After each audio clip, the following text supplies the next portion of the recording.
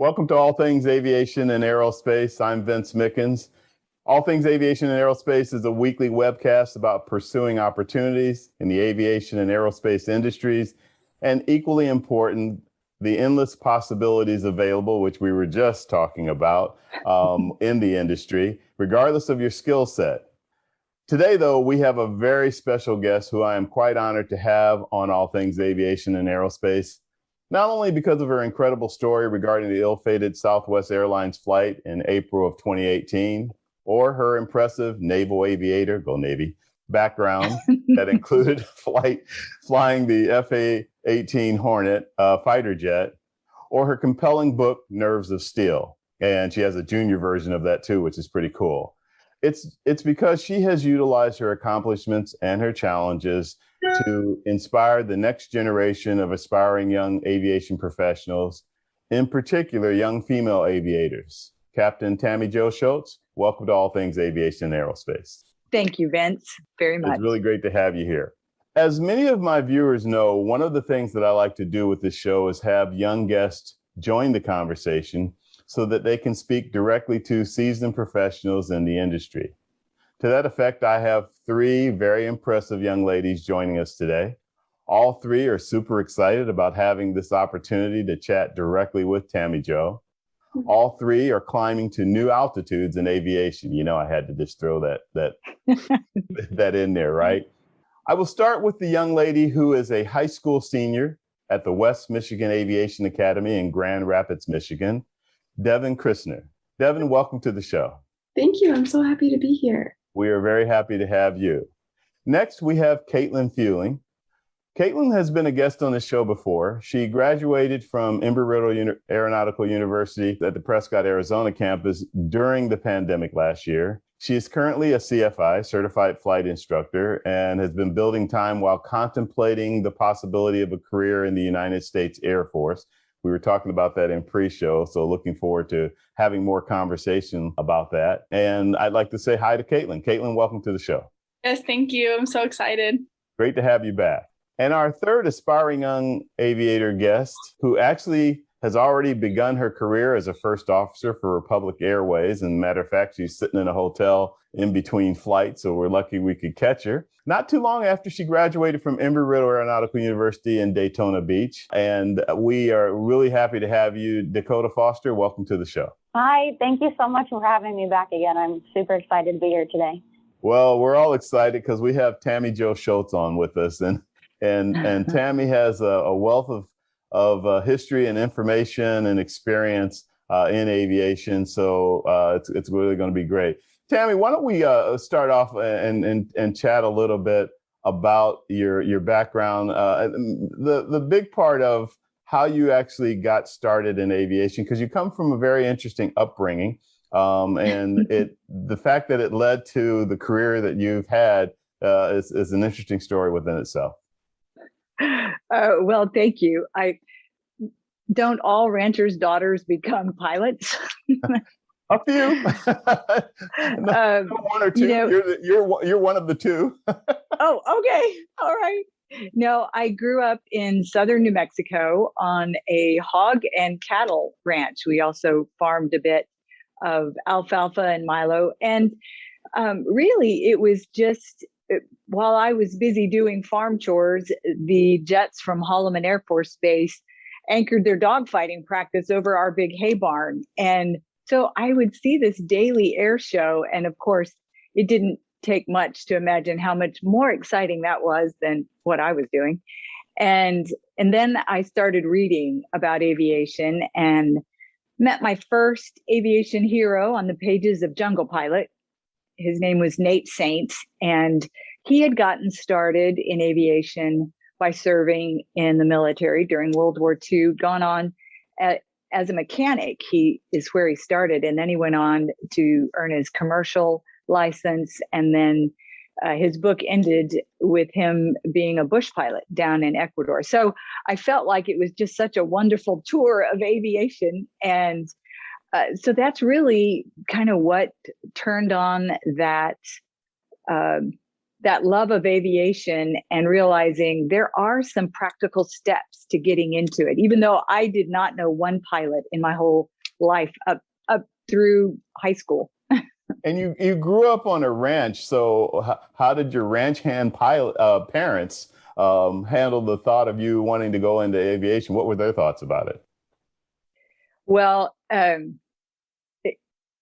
first of all, I have to back up and say, on a farm and ranch, work needs a workforce. And so if you could do it, you were welcome to it. You know, there were no guys and girl lines in our family. And I always thought we had a very old fashioned family, but of course, getting into the modern world, I realized there were some lines. And I'm sorry, Vince, I may have gotten off topic. Ask me again what you said. Oh, I was just asking what your parents were thinking when you told them that you were interested in aviation. My dad, I think, just shook his head and told me to go on to the next assignment of what he wanted me to do.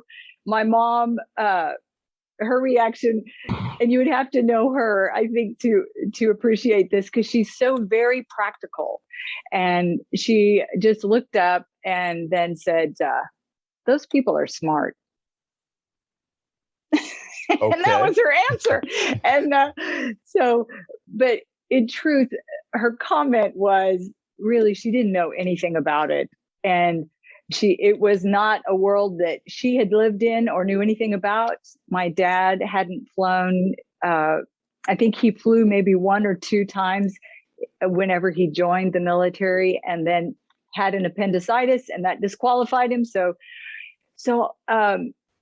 really, they kind of ignored it for a while because they thought, oh, she'll have another thought next month.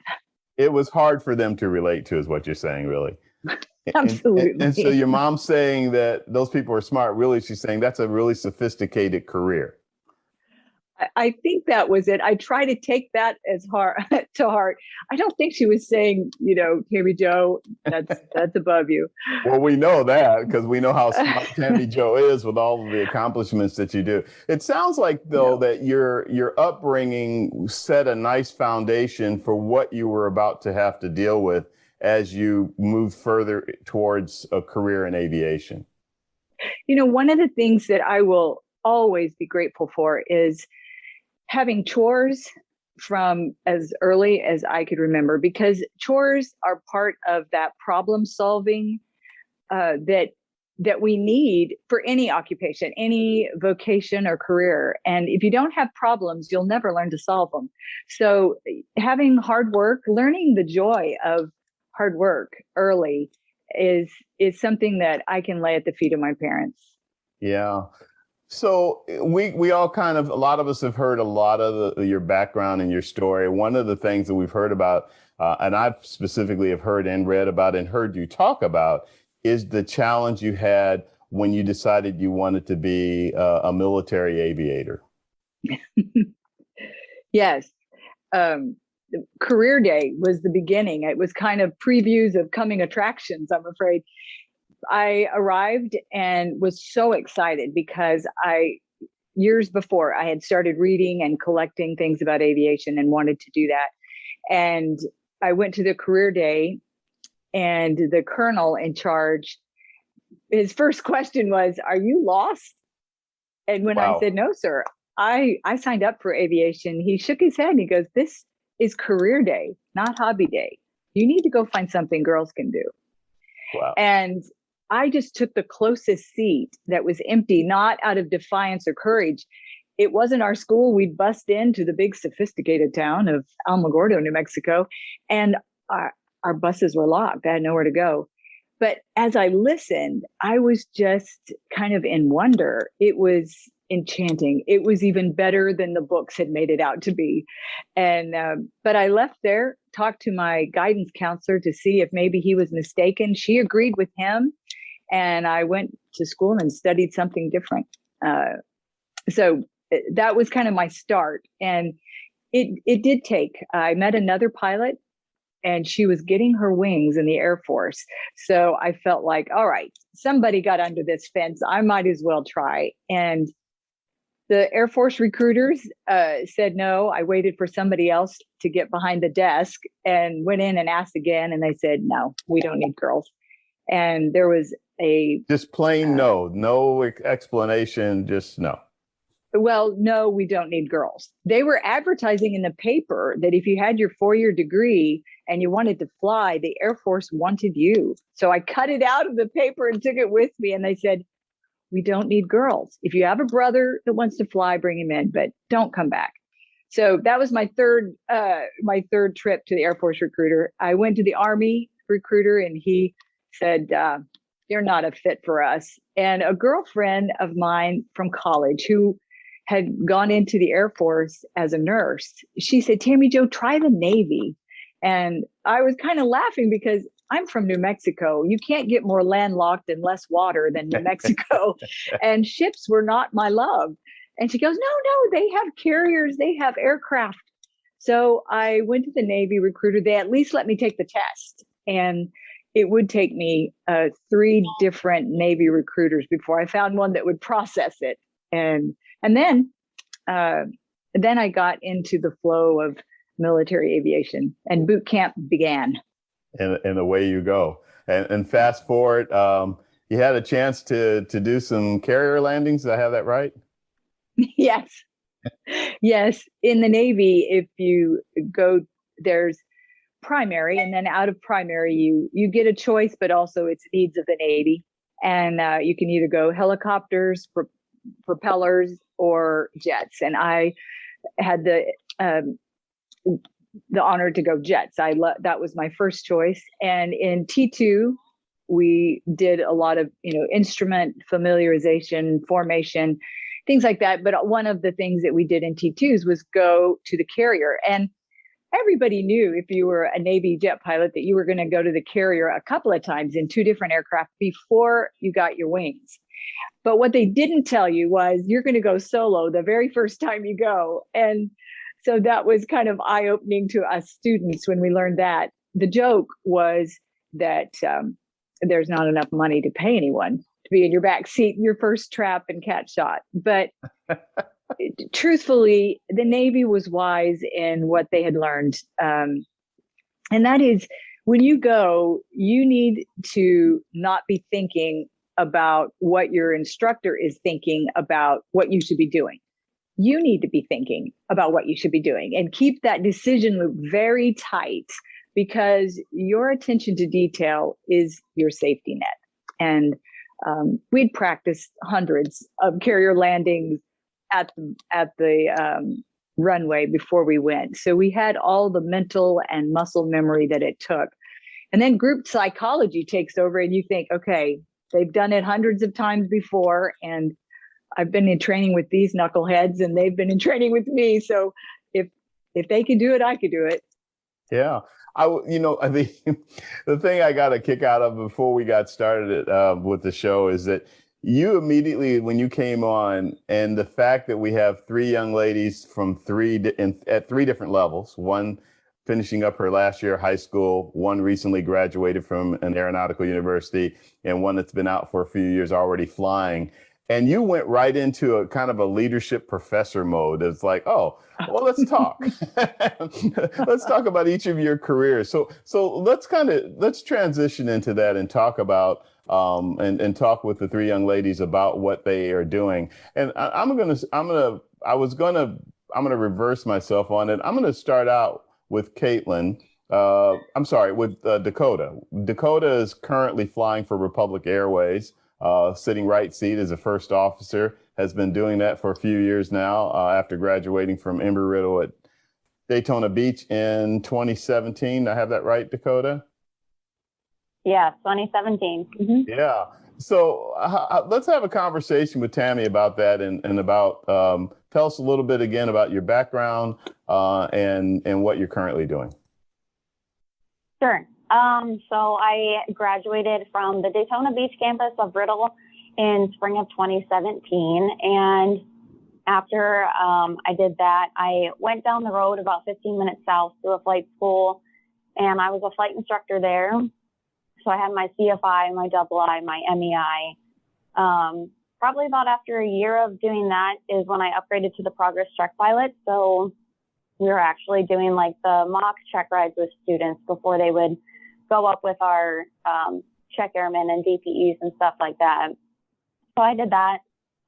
Flew a whole lot of 172s, a couple Seminoles. Nothing cool like the F-18 that you got to fly, which I would kill to do. But so I got my 1,000 hours and I went to Republic. I am Columbus, Ohio based, so it's kind of nice because I live at home, drive down to work, fly for 3 or 4 days, and then I have somewhere from 4 to, like, I just came back from like a 9 days off. So it's kind of nice to have a good little break in between my trips and stuff. But school is back in session for the college kids, and so that means career fairs, expos, all of that sort of thing is picking up. And I'm on the in Republic, we have the pilot talent acquisition team. So we actually go out to events. We meet potential students, potential candidates for interviews.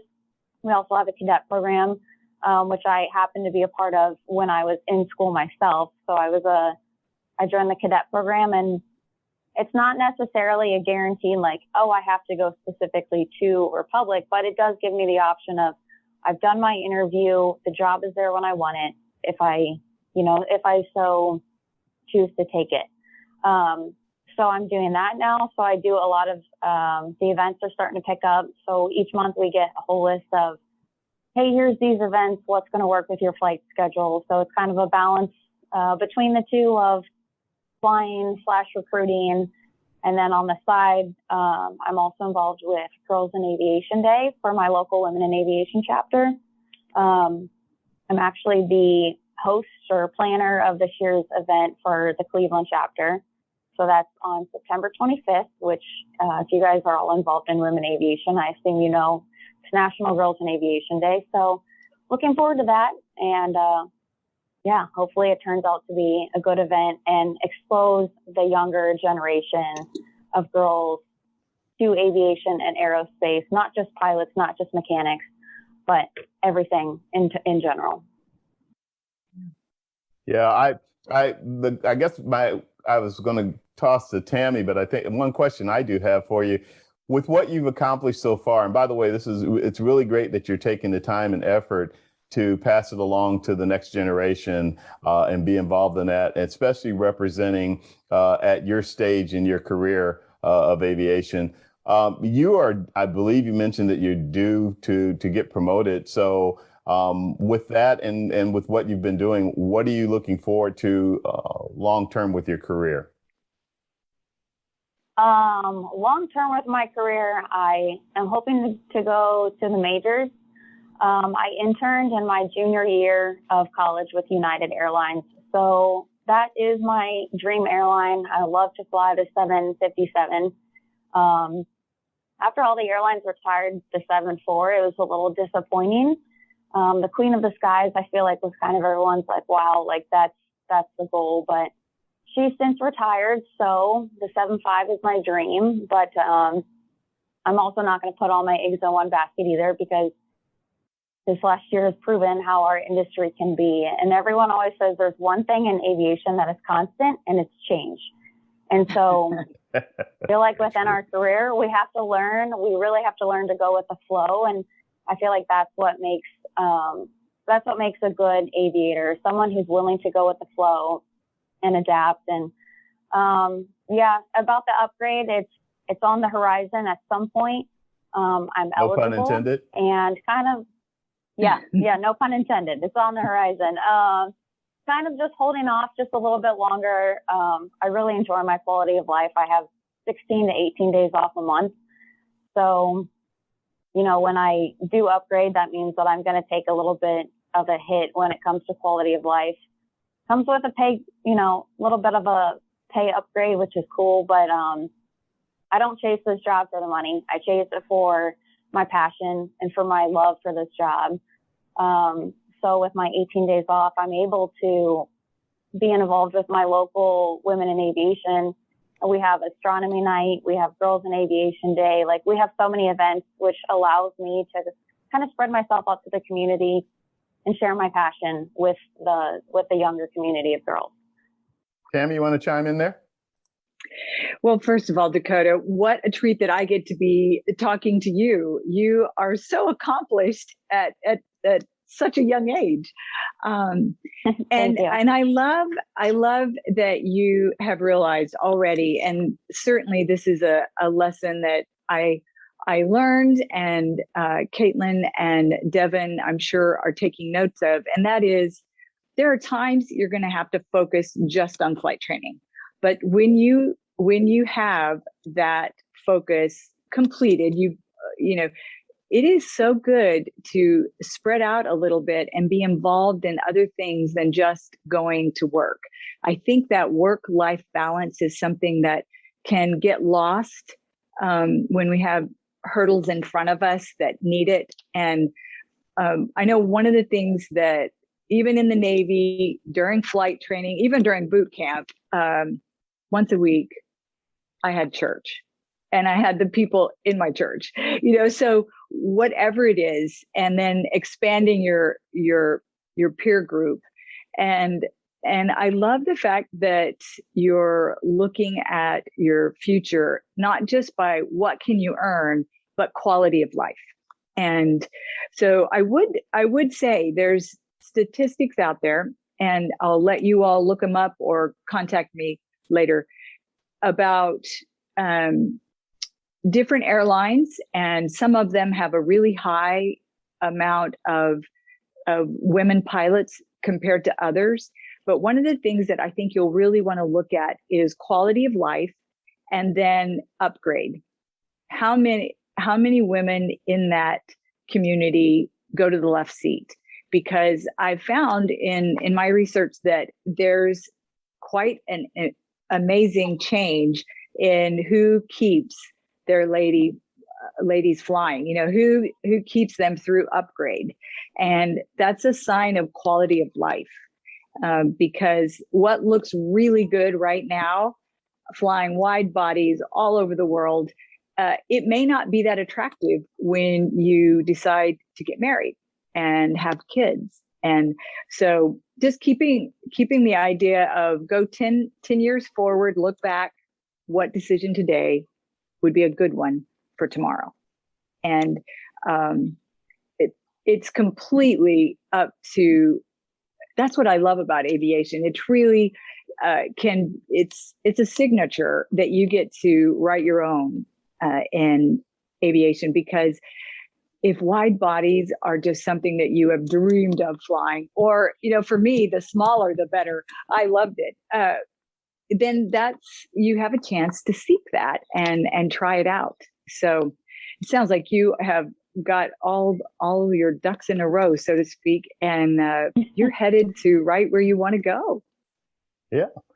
Devon, you're on the other end of that spectrum with being a senior at a high school, an aviation high school. We'd like to hear a little bit more about your background, starting out with, how did you end up, picking or having the opportunity to go to West Michigan Aviation Academy? Yeah, for sure. So I go to a public charter high school, so it's completely a lottery on whether or not you get in. And I was originally drawn by the STEM program, which is like engineering. We have a strong aerospace engineering program.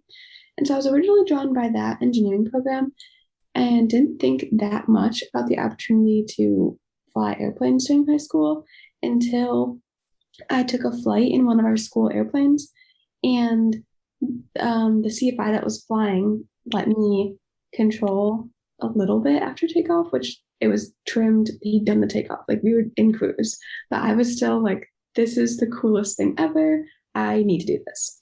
So I decided to kind of switch from the engineering to the aviation side. And from there, I kind of just jumped on every opportunity that we have at the school. So we have a lot of we have a club called Women in Aviation Club. So once a month, we bring in a speaker to the school to talk about their career. And so I just gone to all of those and just talked with all of the women pilots and business engineers. They come from all facets of aviation, but it's still so cool to talk with them about their path and what they've done. So I really enjoyed that aspect of school. And then this year I'll be in what's called flight class. And so I took ground school last year, passed the written, which qualified me to get in the class. And then this year I have like a flying class where we work through planning flights and everything throughout the school day. And then I fly about once a week just because everyone else in the class has to fly too. So two things you just brought up. One is that aviation really wasn't on your radar until you took that first flight. You were thinking possibly maybe the engineering route or whatever. The other thing that comes to mind to me is that you went from it not being on your radar at all to now you're totally absorbed in it. Yes. And so what do you see as far as what you'd like to do? You had mentioned earlier that you have a school in mind, which you can share with us about that, and what you think you'd like to study coming out of West Michigan Aviation Academy. Yeah, so I think I want to go to Purdue for engineering as well as aviation. So I want to be able to graduate college with my CFI and a degree in engineering, hopefully either aerospace or civil. I haven't decided yet. But so I haven't lost the engineering part. I've just kind of added aviation in. And after that, we've had a lot of meetings with Gulfstream because they're a big sponsor for our school as well as Delta. So I really like Gulfstream because I like the like corporate jet kind of idea. But obviously kind of like what Dakota said, I want to keep my options open. I also really like flight instructing. We have an RC club at school, which is like, it's the plane right there. We fly them inside in the gyms. Yeah, so, as a matter of fact, aren't you now president of that RC club? Yes, I am. That's really cool. How did you get into RC flying, by the way? And for those who may not be familiar, radio controlled. So at school, we can't start flying until senior year. But after that first flight, that was my freshman year, I was like, I need to get into aviation right now. What is open that I can do as a 9th grader in high school? And the answer was RC club. So I started flying in February of my freshman year, and I soloed in May. And then I went to like a specialty camp for a week that summer. And like, then I got back from camp and learned how to be a CFI, which was a completely different experience than like being taught to fly and then teaching someone how to fly. So it all went pretty fast. But that sophomore year, I started flight instructing. And then from there, I guess my students were very kind and always very exemplary and like said that I was a really good flight instructor. So then I just got more and more involved in the club and was elected last year as president. Has your involvement in RC flying or radio control flying helped you with your studies and towards your goals of becoming a pilot? I think it has, just because we teach stalls, we teach slow flight, we teach all like the beginning stages of full scale flight. So learning just the aerodynamics and the basics of all that earlier on, I think has created a really good base for going into flight class and doing all the same maneuvers in the full scale plane this coming year. Yeah. Tammie, your thoughts? Oh, I just want to applaud first Dakota and now Devon, and Caitlin's coming up. I wish so bad I could just put all three of you on a billboard to point to and say, ladies, no matter your age, look at what is out there for us to do. I mean, every horizon has not been conquered. I think that's one of the lovely things about aviation, and you all tell me if I'm wrong, but you never fly the same sky. It's always a new day. Even if it's in the same day, it's always a new sky. And, one of the exciting things that I see, and now there's data, surveys, and studies that have proven this. And I want you all to put this in your back pocket, should you ever need it, just for yourself even.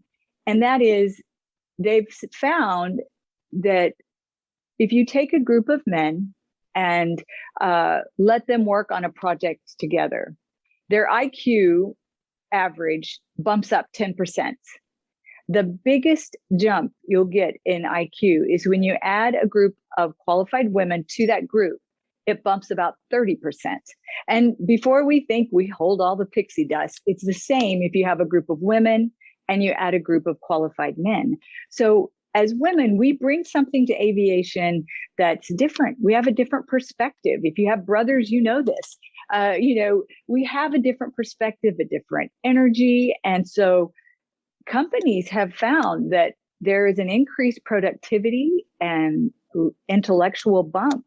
So you're doing this because you're interested in it. And because, quite frankly, all three of you have proven you're good at it.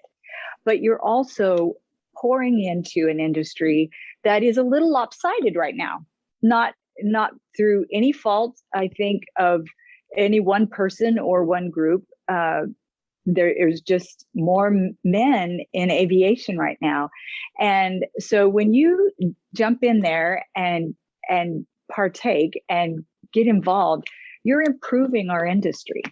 And I think about, Devon, how you started RC flying and you enjoyed it.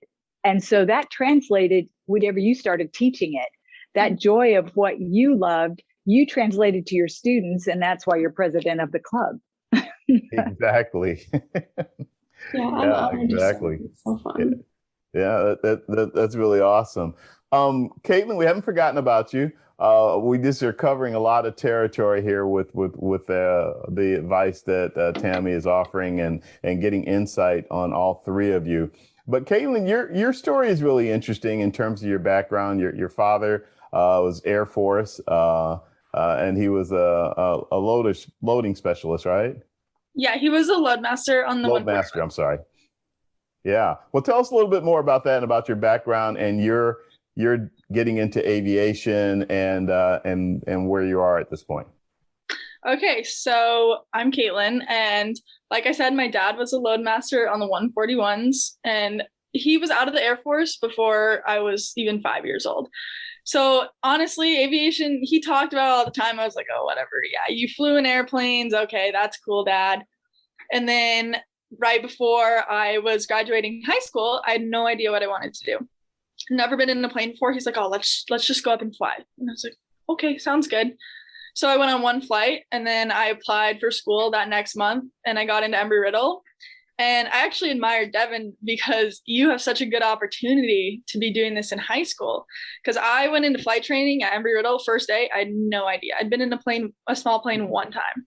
I had no idea what I was doing. At first, I was like overwhelmed. I was like, oh my gosh, I don't know if this is for me. There's so many people come in with this lifelong dream of flying airplanes. They're like, oh, I grew up like wanting to be a pilot forever. And I felt like an outcast there. I was like, I didn't, but like, this is what I want to pursue and do. And I'm just really happy that I stuck with it because it really taught me so much discipline. And I'm so happy that I got through those 4 years and graduated with honors and got my aeronautical science degree.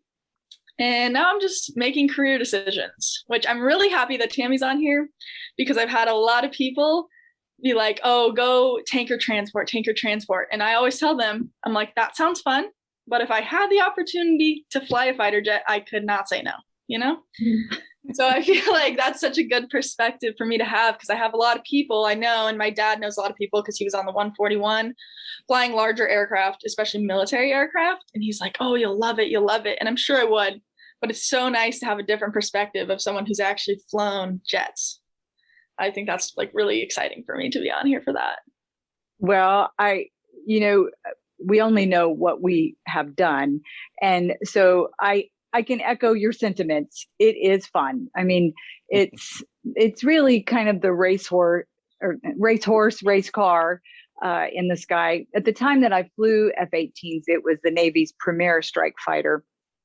And girls hadn't been flying it. I mean, I was in the first class that had one other girl, Pam and I. And before that, I flew A7s. And then even in training, I flew the T2, the A4, and went to the boat, dropped bombs, strafed. And those are all things that they are fun experiences. I have to admit. It also is just a slice of aviation. So I've known ladies that flew. Whoops! Oh, I'm sorry. I had a low a low battery signal, and I apologize for that. But there's certainly,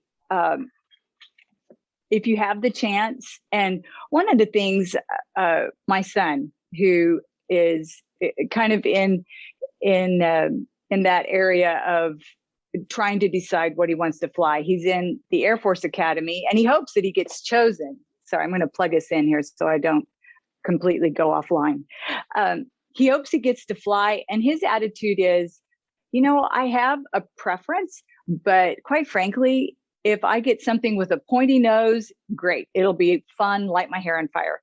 If I get something that's a wide body, then I'll have a crew, and a crew is fun. Yeah, I can that's say, my thoughts too.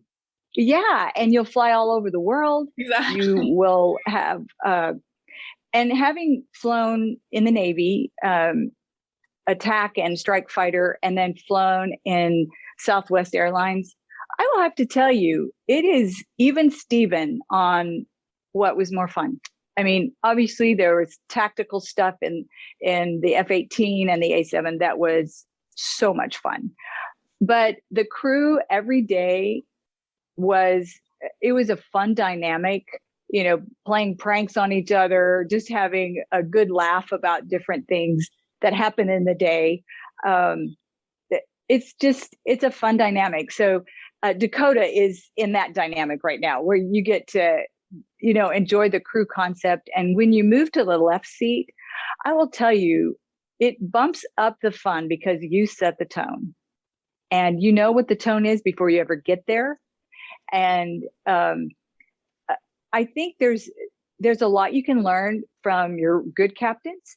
There's a lot you're going to learn from your bad captains. And I would take notes. One of the things that I would say that helped in the crew area was, if there's something just small, whether it's taking chocolates or a tray of coffee, if it's something that you can let your crew know before you ever get there, that you care about them, that you thought about them before you arrived, people trust people who care about them. And when you have that, then you have a cohesiveness that you can go forward and face problems together with. Caitlin, I would highly recommend the military. It's you'll look at the requirement of years that you owe them once you go through flight training, and I would tell you those are years that are not a punishment by any means. Look at those years as, I've got a guaranteed job for X amount of years with 30 days of leave, paid leave my first year, and full medical, dental, you name it. There's not many jobs out there that provide that. So definitely looking towards military. It's something I've been thinking about for a long time. It's more of making connections and deciding exactly what path to take. Well, the nice thing is you've got choices, because your education and your qualifications already set you up. I think Dakota wins in the III category of having so many instrument qualifications or instructor qualifications. And you can see just some very practical steps right in front of you. And Caitlin, Dakota, that's one of the things that I think I'm going to give you as personal jobs along the way, is to not be shy about telling people how you got into it. I use the example sometimes, I'll ask a group, how do you become a racehorse jockey? And everybody kind of looks sideways, like, who's going to raise their hand? There's no, I'm going to apply here and become a racehorse jockey. No, it is kind of one of those intangible paths that you would need to know somebody in the industry to understand how to get there. And I think sometimes becoming a pilot or an air traffic controller or different things like that, it requires kind of a guide. So, thanks for all of you, the way that you volunteer already. That's important in our industry, and especially for young ladies. Yeah. One of the things I wanted to point out, that's something I've heard you talk about before, Tammie Jo, and that is as much as you're talking about the opportunities, particularly for women, and the challenges that women may face, you have said that you've had some great male role models in your training and in your different commands that you've served in. Can you expand on that a little bit? Sure. I first of all, just having a dad that treated me equal, kind of set the stage. So that was what I considered a norm. And brothers that were the same, had the same attitude.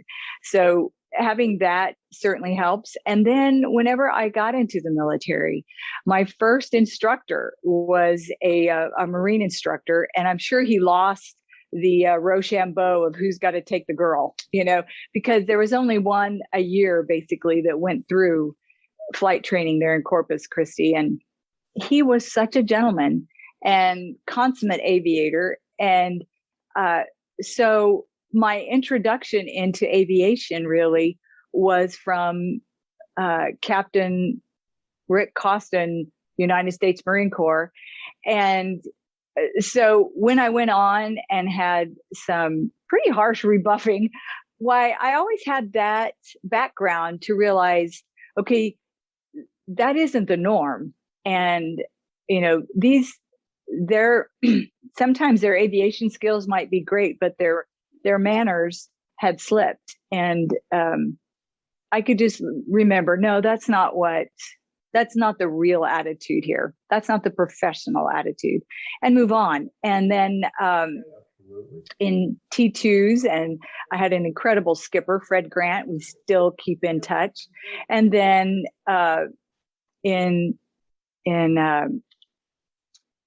A7s, whenever I checked into my first fleet squadron, I had a great skipper. But going back to the ones that were not so great, it really underlined that life lesson, which I think probably you ladies have already seen and learned, but just to put it in words so that we remember it.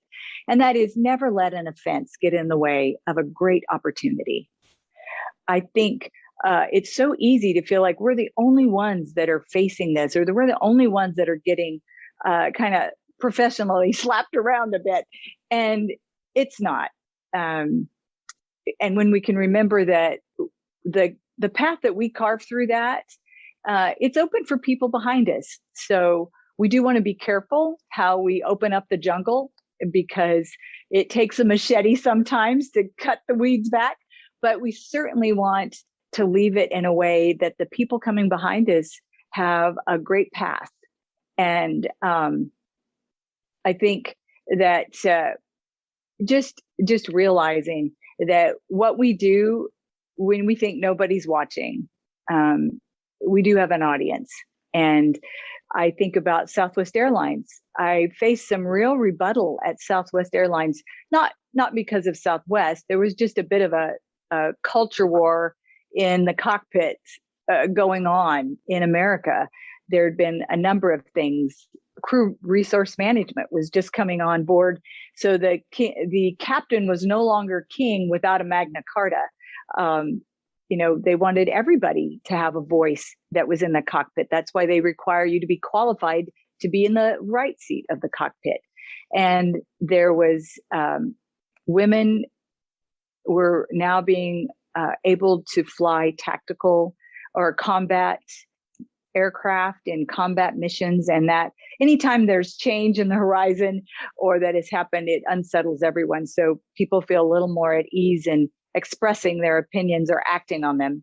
And so it's a pretty ugly time for women in aviation, not just in the military, but in commercial aviation. And there was a gentleman, there was a number of them, but one that stands out is Jim Rice, Captain Jim Rice. He was the senior check airman, I think, in the company. He certainly became that. And he was just such a gentleman. He had a daughter that was an architect. So she had kind of fought some battles there, and he knew what that was like. And he just made flying what it should be. It's fun. It's meant to be fun.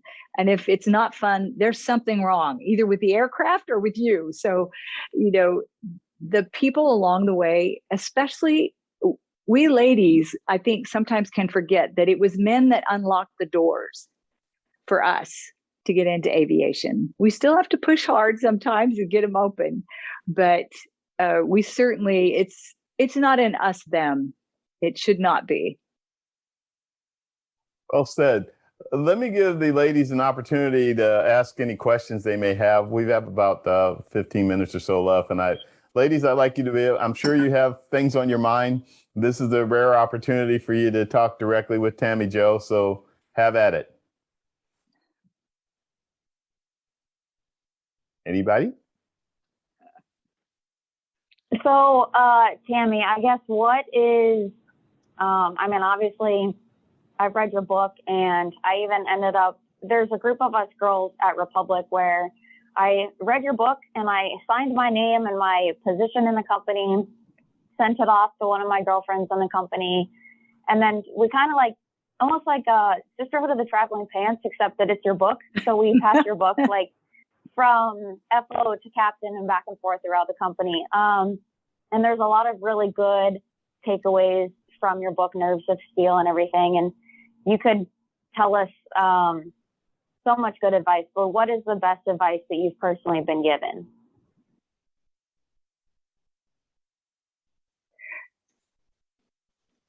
I'm trying to think the advice that I've been given.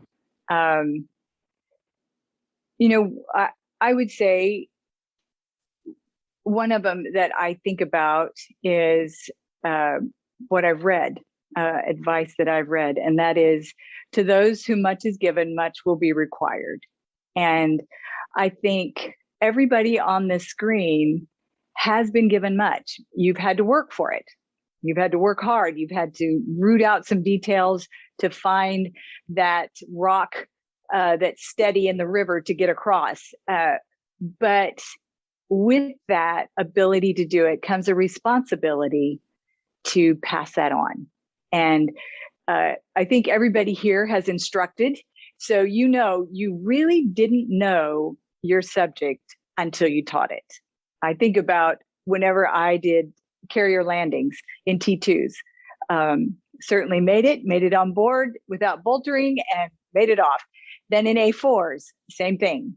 And then I circled back and I taught carrier landings for about a year. And I don't think I knew how to carrier land really until I taught it. And I didn't continue in carrier landings because at that time women were not ship-based. I went on through tactical aircraft, but that time swath in carrier landings always makes me shake my head and think, I only thought I knew how to land on the carrier until I started teaching it. And that coupled with, don't let offenses get in the way of opportunity. We live in a time that would let us think that we're all victims, that it's so easy to take offense on whether it's a pronoun or a statement of faith or what political party you're a part of or endorse. Those are things that should be able to be discussed with some relish when you meet somebody with a different opinion. I've always found it interesting when I sit down. I commuted my entire career at Southwest. We live outside of San Antonio, and I would fly out of Houston or Dallas or Phoenix or even Baltimore, depending on where I could get the best schedule to fit my family's schedule. And so I would sit down beside people, or they would sit beside me, and they would be so interesting. And we rarely had the same opinions, but just when you can discuss things civilly, it's so interesting. And I always felt enriched when I walked away from talking with somebody who didn't have the same opinion that I have. So I guess those two, maybe I expanded to three things, would be what I would put in a nutshell to hand off. Caitlin, I'm sorry, Devon, actually. Devon, you're about to go and you're starting your senior year in high school, finishing up. Anything you'd like to ask Tammie Jo about as you get ready to finish up your high school and head off to college?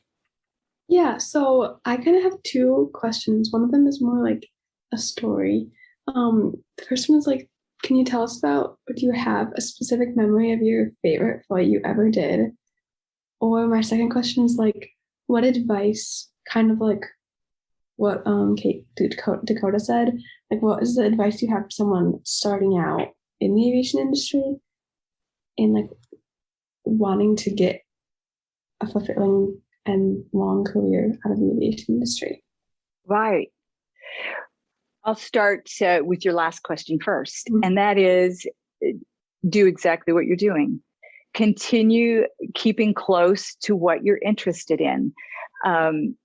Ask questions and, try to have a diverse group of aviation input, talking to people like Dakota and Caitlin and other pilots that are in it just ahead of you and see, what is the temper of the atmosphere right now at Republic Airways, instructing. And that way you get to kind of have these reconnaissance ladies and gentlemen ahead of you to know. And then like myself, it was 36 years ago that I got into aviation. So I can have a long range perspective for you. And that is, I have never been sorry that I made this choice thinking, I wish I'd have gone ahead and done whatever. I also absolutely look forward to every day. I retired from Southwest early about a year ago, this month, just because there were new projects on my horizon that I couldn't do both. And it's something that, I've done military, and then I flew over forest fires for a summer. Absolutely fun. And then Southwest. And now I fly our own aircraft. It's a Piper Malibu now, and do angel flights, as well as just having the opportunity to go to things like a friend of mine, General Levitt, just had a change of command in Albuquerque. And I was visiting my folks in Aztec, New Mexico. So I was able to just hop down and to Albuquerque, go to that change of command before I came home to Texas. So I would say every stage has its perks and its downs, but it is a community that,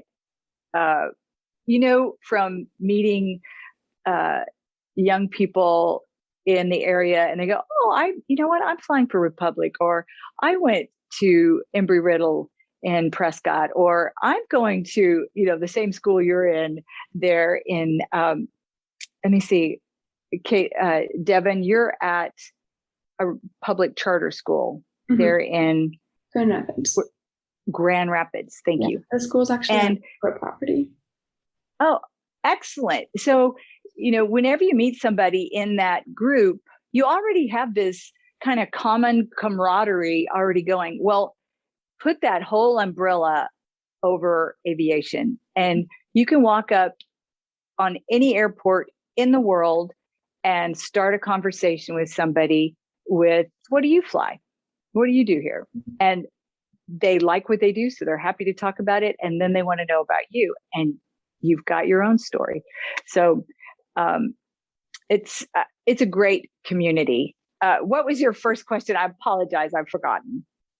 I just asked, do you have a specific favorite flight, or a time that you recall that you had a really awesome experience flying? Question. Go ahead. Yeah. I will say, I remember my first, there's so many, but my first solo in the Hornet. And it was an aircraft that wasn't even on the horizon for women to fly when I got in. And I didn't set my heart on it because I'm a little bit of my mom's child as well as my dad's, and I'm very practical. If that's not within my horizon to do it, I'm not going to beat my head against the wall and waste time. I want to do what I've got in front of me with excellence. And if something else comes within grasp, I'll certainly, throw a grappling hook out to get it. But I'm not going to beat my head against the wall for things that aren't mine to have. So when that opened up, that was just pretty awesome. And there was a lot of, I would say, there was a lot of turbulence in the Navy at the time that I got started in F-18s, the squadron skipper, XO, OPSO. None of them were happy to see Pam and I there, and nor were we made very welcome. And so getting to just go in the Hornet by myself and go, this is the racehorse I signed up for. And just kind of coming up over the Sierra Nevadas and going inverted and pulling down the opposite side, and then, scooting along Death Valley at a low level. We won't divulge what level. Those are things that were just like, golly, Lord, I can't believe this just keeps getting better and better. So that would be a pretty memorable flight. And it ended with, oh my goodness, I don't know about this, because whenever I came in to do my landings, I was going to do a couple just for practice anyway. But the Hornets, the leading edge devices and the flaps and everybody kind of moves around to maintain 1G at all times. So it's kind of a moving wing. And when you land, you don't just land and then everybody settles down. You land and your wings are still kind of moving around. And the first few times I'm thinking, I don't remember this on my other flights. And I went around, did another touch and go. And I called for a full stop, and I went, and it just danced around so much. I thought, oh my goodness. I went around again, and then I went, oh yeah, I do remember those wings, they kind of walk around and settle down at just about, 60 or 40 knots. So it was funny because you go from, I am on top of the world to, oh my gosh, can I land this thing? Wow. That's really great. I wanted to give Caitlin one final opportunity. Caitlin, do you have a question at all? I know we talked a little bit, Tammie talked a lot about some advice regarding your consideration of going into military flying. So I just wanted to see if you had anything else you wanted to ask her before we start to wrap up. I kind of had more of, not necessarily a question, but what we were talking about before we actually started streaming was some barriers that you were asking about for women. And I couldn't think of anything right away. And then when you brought up teaching to learn, that really hit home for me, because I feel like that was a really big thing at my school. Everyone taught each other. You were all in the library, and if somebody didn't know something, they were helping you, and you told somebody else something you learned. And I felt like when I was at school, especially in Prescott, there was not a lot of girls in your class. You were lucky if you were one of two, maybe three girls in your class. That was super awesome. Right. And I feel like while you wanted to support the other girls, I feel like a lot of times people could be timid to work with men, because you are they know more than me. They've always dreamed about aviation. I want to go partner with the girls. And it was nice because I had a lot of male friends and they were super welcoming. And it was, once you got into learning with them, you realized, oh, I can teach you something and you can teach me something. And I think it's important to support other women, especially with women in aviation. I was in that too, but it's also important to understand that other people are resources, and we can support other people too and learn from them. And that really helped me, especially when I started flying. I felt like your story is kind of a perseverance story. I did not have a great instructor. I felt like I had no idea what I was doing, and I wasn't learning anything. And it was I felt like it was no, you're not doing this right. And you got told no so many times. And I'm just so happy that I stuck with it. And I feel like I can really relate to, not necessarily the same, but you were shot down a few times before you actually got into the rhythm of what you wanted to do. Well, and I love that your perspective is reach out and help other people, and don't feel like it's an us them with girls and guys in aviation. And I know what you're talking about. I remember feeling, and I still do, it's hilarious to me that whenever I fly, my husband and I'll fly someplace and I'll be the one in the left seat. We switch back and forth. He's a pilot also and has done everything I have, A7s, F-18s, Southwest. And whenever we fly in, they automatically ask him, how much fuel do you want? Do you want it hangared? Stuff like that. And they'll get to talking sometimes and I'm invisible. And so I don't know that they mean harm. We sometimes as ladies have to inject ourselves into that conversation, but I think it's a natural tendency. Guys may assume that we're not really interested in fuel flows or, things that are aviation pertaining, even though you're right there signed up for lessons. So it just becomes incumbent on us to step up to the plate and become a part of the conversation. And yes, if you can, grab another girl and help her up the ladder or bring her into that conversation. You might be at the same space, same place in aviation. And there are some that have a little more outgoing personality or not. I found sometimes I just had to, sometimes I didn't join in. I'll be honest with you. I didn't follow everybody to the O Club to have a drink on Fridays. I just felt awkward there and it spiraled into something that I wasn't always comfortable with. So I had other things that I did, but I always stayed plugged in with study groups, guys that would get together for barbecue. And like you said, Caitlin, you're absolutely right. We're going to learn from them. They're going to learn from us. It is kind of funny how women have a different group of details that they snag onto. And I can't tell you how many times there'd be something, in a check ride or something that guys would be stumbling on. And as a woman, I would see, oh, that's pretty simple. I'll give you an example. Out of control flight. Everybody threw up on that flight. It was talked about. It was dreaded. And I tend to have an iron stomach and I don't throw up. So it didn't bother me. But whenever I started teaching it, I realized these guys, number one, they're talking about it and making themselves sick before they even get to the brief. They were swallowing hard and turning green, but also they weren't eating. And 100% oxygen that we breathe during that flight would make anybody sick on an empty stomach. So I told them, eat a peanut butter sandwich before you come. I promise that will make you feel better. And I explained to them that 100% oxygen on empty stomach, if we went and flew straight and level, you would throw up. And also I would give them kind of a carrot at the end of the flight so that they weren't just thinking about, okay, I've got to hold on to my cookies while I get through all of this tumbling in the air. And I would say, we're going to finish with plenty of gas and time to either do aerobatics if you want to, or go sightseeing, or if there's something coming up and your pre-solo check ride that you'd like to practice, no harm, no foul. We'll practice it. We'll get it down. And that was such a girl perspective, I was told. I don't know, but it certainly helps. So you have something to contribute. And Dakota, I wanted to tell you, if your Republic sister would like to get together for a book club, let me know and we'll Zoom a book club. Oh my gosh. Wow, that's a cool offer.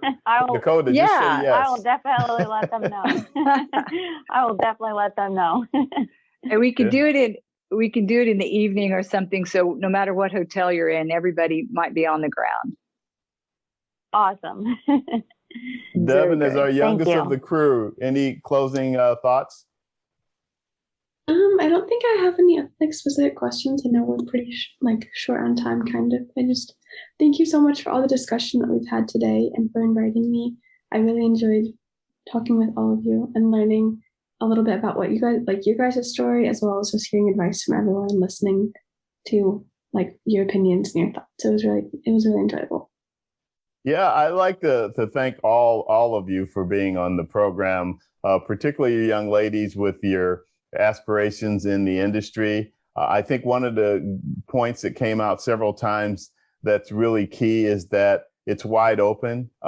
This industry is growing leaps and bounds in all aspects, whether it's to be a pilot or to go into maintenance or any other aspect of the industry. And so there's just a lot of opportunity out there, and it's really just up to you as to what you'd like to do and accomplish. So, but you guys are definitely on the fast track to do some great things. And so it's a pleasure to have you on. And of course, Tammie Jo, getting your insight from your experiences and everything that you've done. It's a real pleasure to have had you too. Oh, it was certainly my pleasure to join you, Vince. And Caitlin, Devon, Dakota, what a treat. Thank you. Yeah. Thank you. It was really great. Thank you. Thank you guys. So again, this is All Things Aviation and Aerospace. I'm Vince Mickens, and every week we talk with different folks about what they've done in the industry and the up and coming of what they want to accomplish. So I hope you guys continue to watch and listen, and enjoyed having everybody on board. Ladies, take care of yourself, and we'll catch you another time. Thank you. Thank you. All right, Dakota, get my email from Vince. Okay, I will do that. Hey, that Thank book you. club thing, that's awesome. Yeah, and it's open to you, ladies. I'm almost jealous.